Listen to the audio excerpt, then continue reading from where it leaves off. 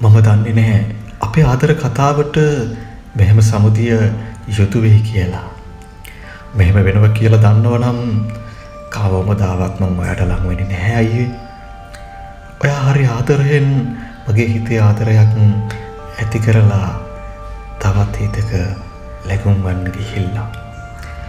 කොහොමද අපේ ආදරයට වේදනාවක් ඔයා එකතු කළේ? මම තාමත් කල්පනා කරනවා.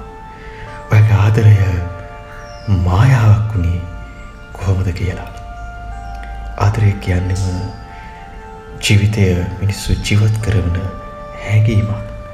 ඉතින් මේ ආදරයට මිනිස්සු ආම්මෙන් නෙමෙයි ලං වෙන්නේ. හදවතට දැනෙන හින්දා. ඔව්. හදවතට දැනෙන හින්දාම මේ ආදරයට ලං වෙලා ජීවිතේ මුළු ජීවිත කාලයම මිඩංගු කරලා ආදරෙන් තුරුලලා ජීවත් වෙන්න පුළුවන් කියලා විශ්වාස කරන දවසට ඒ ආදරය කවමදාවත් අමතක නොවන ලෙසට හැඟීමක් විසින් අපව ඒ ආදරයට තුරුල් කරනවා, අපව ලං කරනවා.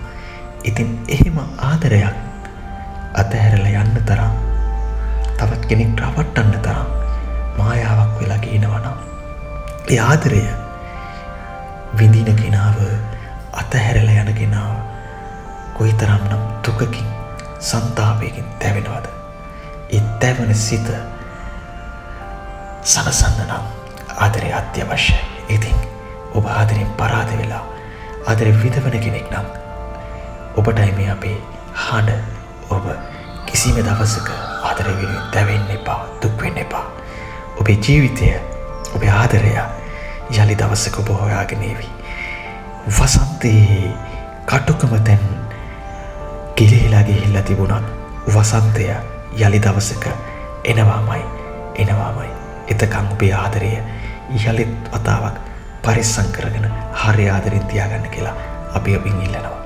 ඉතින් හදවතට ආමන්ත්‍රණය කරන අපේ නාලිකාව Heart FM ඔබ අපව තාමත් සබ්ස්ක්‍රයිබ් කරලා නැතිනම් අපව සබ්ස්ක්‍රයිබ් කරන්න.